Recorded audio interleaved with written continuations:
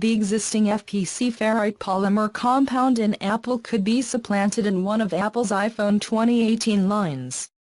The publication states that the movement will implement a coil of thicker copper wire in at least one model, instead of the FPC, to compensate for the thermal effects of a possible power increase.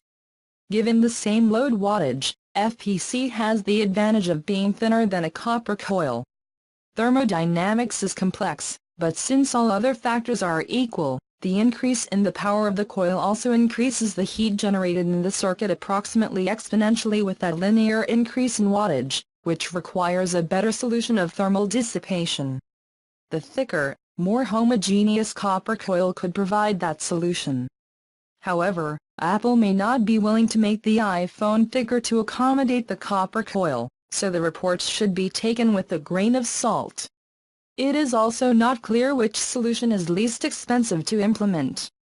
Currently, Apple allows the iPhone 8 family and the iPhone X to be charged at 7.5 W. The key specification currently allows a 15 W load,